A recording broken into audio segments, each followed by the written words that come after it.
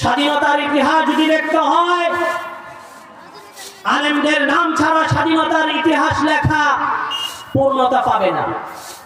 আজকে এই সার্বভৌমত্ব স্বাধীনতা বাংলাদেশকে নিয়ে ভারত মহা পায়তারা চালাচ্ছে।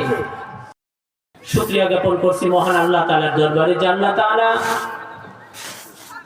মাগরিবের পরে রাতের প্রথম অংশে আপনাকে আমাকে কোরআনের প্রেমে তাফসীরুল কোরআন মাহফিলে কবুল করেছেন। সকলে দিল থেকে শুকরিয়া আদায় করি, বলি আলহামদুলিল্লাহ। যেই নবীর উসিলায় এত নিয়ামত পাইলাম, সেই নবীর প্রতি সকলে সংক্ষিপ্ত আকারে দরুদ ও সালাম জানিয়ে বলি সাল্লাল্লাহু আলাইহি ওয়াসাল্লাম। প্রিয় উপস্থিতি, বাংলাদেশ নিয়ে একটি গভীর ষড়যন্ত্র চলছে। যে সময়ে বাংলাদেশের মানুষেরা, বাংলাদেশের গবেষণারা, চিন্তাশীলরা বাংলাদেশের মধ্যে ফুলের বাগান গড়ার জন্য তারা প্রচেষ্টা চালাচ্ছে, ঠিক তেমনি সময় বাংলাদেশকে নিয়ে বিদেশি সেই জঙ্গিবাদেরা পায়তারা করতেছে।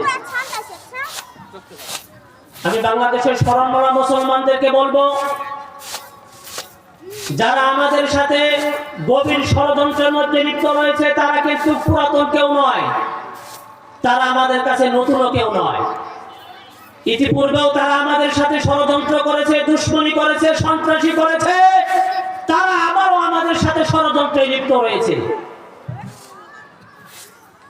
তাই আমি সাধারণ জনগণকে উদাত্ত আহ্বান জানাবো, বাংলাদেশের ইতিহাস তথা পাক ভারতের ইতিহাস ভুলে গেলে চলবে না। এই ইতিহাস স্বর্ণ অক্ষরে লেখা রয়েছে। এই ইতিহাসের পিছনে বাংলাদেশের মুসলমানেরা, আলেম সমাজেরা কেমন তিতিক্ষা করেছে, রক্ত দিয়েছে, জীবন দিয়েছে, এই ইতিহাস আমাদের ভুলে গেলে চলবে না। স্বাধীনতার ইতিহাস যদি দেখতে হয়, আলেমদের নাম ছাড়া স্বাধীনতার ইতিহাস লেখা পূর্ণতা পাবে না। প্রিয় হাজিরিন, আমাদেরকে ভুলে গেলে চলবে না যে আমরা স্বাধীন হয়ে গিয়েছি, স্বাধীনের পরেও আমরা পরাধীন রয়েছি। আমাদের কাজ এখানেই থেমে নয়, আমাদের কাজ দিন দিন কেন আরো বাড়তেছে। বাংলাদেশের এই সুন্দর ভূখণ্ডকে, সার্বভৌমত্বকে, স্বাধীনতাকে নষ্ট করার জন্য আমাদের পার্শ্ববর্তী দেশ কিন্তু পায়তারা চালাচ্ছে। আমরা প্রতিবেশী দেশ মনে করি, আমাদের বন্ধু মনে করি, সে আসলে কিন্তু বন্ধু নয়। সে হলো সেই দেশ বাংলাদেশ থেকে নিয়ে গত 16-17 বছর যেই চুন্নি সমস্ত কিছু চুরি করে নিয়ে যেই মুদিখানায় রেখেছে, এমন একজন ফ্যাসিস্টকে, হত্যাকারীকে তারা সেখানে আশ্রয় দিয়েছে। সেখানে মোদির বালাখানায় বসে তিনি ইন্ধন দিচ্ছে, আর মোদির পেটোয়া বাহিনীরা আমাদের উপরে চড়াও হচ্ছে। তার অন্যতম দালালের নাম হলো ইসকন। এই ইসকন ভারতের দালালি করে বাংলাদেশের বন্ধু সাজার চেষ্টা করতেছে। আসলে কিন্তু এরা আমাদের বন্ধু নয়, এরা আমাদের প্রকাশ্য শত্রু, প্রকাশ্য দুশমন। ইসকনকে অনতিবিলম্বে বয়কট করতে হবে। আমাদের সমাজে যারা হিন্দু ভাইরা রয়েছে, তারা আমাদের সামাজিক ভাই, তাদের ইতিহাস, তাদের বন্ধুত্ব, তাদের সাথে আমাদের অঙ্গভঙ্গ সম্পর্ক রয়েছে। এটা 100 বছরের ইতিহাস। এই ইতিহাস আমরা ভুলি নাই।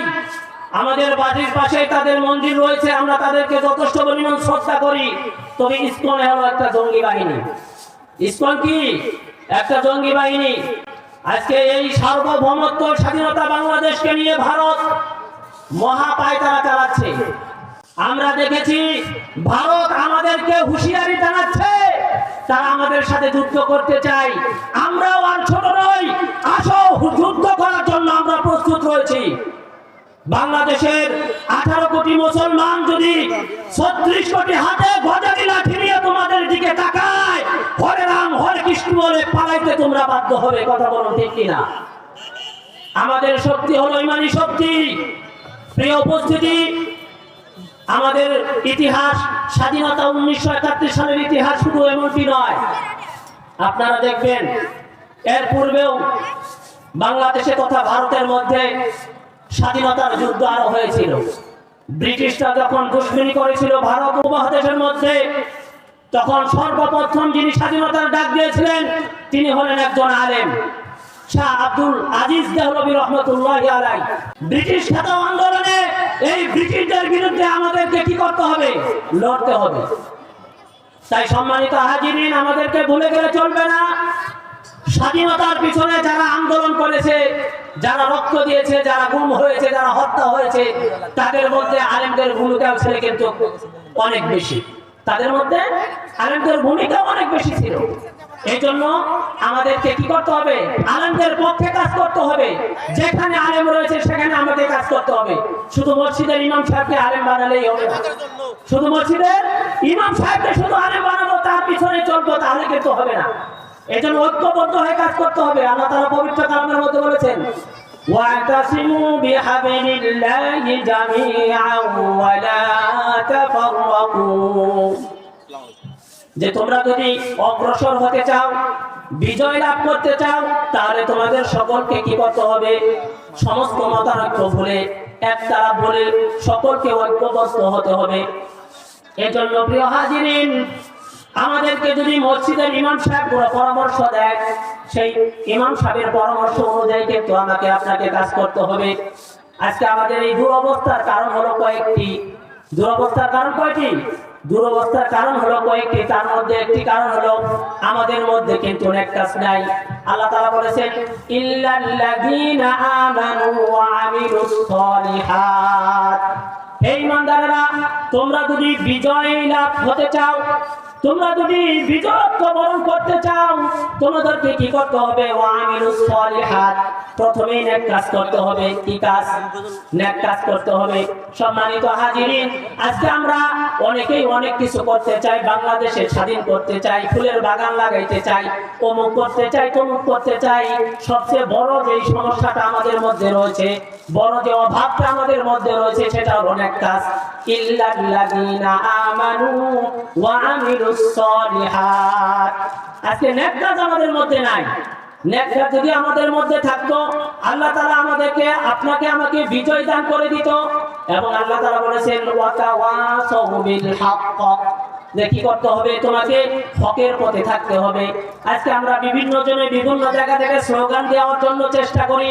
স্লোগান দেওয়ার জন্য আপনি আমি সকলেই সচেষ্ট ভূমিকা পালন করি, কিন্তু স্লোগানের মধ্যে আমাদের কি রয়েছে? যথেষ্ট পরিমাণ গাফিলতি রয়েছে, ত্রুটি রয়েছে। স্লোগান দিতে হবে হকের মধ্যে থেকে। কিসের মধ্যে থেকে? হকের মধ্যে থেকে স্লোগান দিতে হবে। বড় আফসোসের বিষয়, আমি আপনি পচা নর্দমা অপবিত্র জায়গার মধ্যে বসে ভালো ভালো স্লোগান দেই। কি দেই? ভালো ভালো স্লোগান দেই। এই স্লোগানে কোনো কাজ হবে না যদি ওয়াতাওয়াসাউ বিল হক, যদি আমরা কি করি? হকের কাজ না করি, তাহলে কি হবে না? স্লোগানে কাজ হবে না। এজন্য প্রিয় হাজিরিন, ইসলাম রেখেছি শুধু মসজিদের মধ্যে, ইসলাম রেখেছি শুধু মাদ্রাসার মধ্যে। ইসলাম মসজিদ এবং মাদ্রাসা থেকে বের করে এনে আমাদের সংসারের মধ্যে রাখতে হবে, চেয়ারের মধ্যে রাখতে হবে, ইউনিয়ন পরিষদের মধ্যে রাখতে হবে, পার্লামেন্টের মধ্যে রাখতে হবে। তাহলেই কিন্তু বিজয় লাভ হবে। অন্যথায় এই জগতের মানুষ বিজয় আশা করা খুবই অসম্ভব। বিজয় আশা করা খুবই অসম্ভব। ভালো মানুষ আমাদের মধ্যে নাই, সৎ মানুষ আমাদের মধ্যে না থাকার কারণে, নেক আমলকারী মানুষ না থাকার কারণে, হকের কাজ করে এমন ব্যক্তি না থাকার কারণে, সবরের মধ্যে থাকে এমন ব্যক্তি না থাকার কারণে আমরা স্বাধীন হওয়ার পরেও পরাধীনতা বরণ করতেছি। এই জন্য পরাধীনতা বরণ করা থেকে তখনই আমরা বাঁচতে পারবো যখন আমাদের মধ্যে কয়েকটি গুণ থাকবে। তার মধ্যে অন্যতম একটি গুণের নাম হলো ঈমান আনার পরে নেক কাজ করতে হবে। নেক কাজ করতে হবে। এরপরে কি করতে হবে? আপনাকে আমাকে হকের মধ্যে থাকতে হবে। এরপরে যেটা করতে হবে, সে সবর ধারণ করতে হবে, ধৈর্য ধারণ করতে হবে। প্রিয় হাজিরিন, আমি মোহাম্মদ রহমান সরকার আপনাদের কাছে দোয়া চাই, আল্লাহ তাআলা যেন আপনাকে, আমাকে সহ এই কয়েকটি গুণের উপরে আমল করার আল্লাহ তাআলা তৌফিক দান করে এবং তৎসঙ্গে আজকের এই মাহফিলকে আল্লাহ তাআলা সফলতা কামিয়াবি দান করুক, এই কামনা আল্লাহ তাআলার কাছে রাখতেছি। ওয়া আখিরি দাওয়ানা আলহামদুলিল্লাহি রাব্বিল আলামিন। আসসালামু আলাইকুম ওয়া রাহমাতুল্লাহ।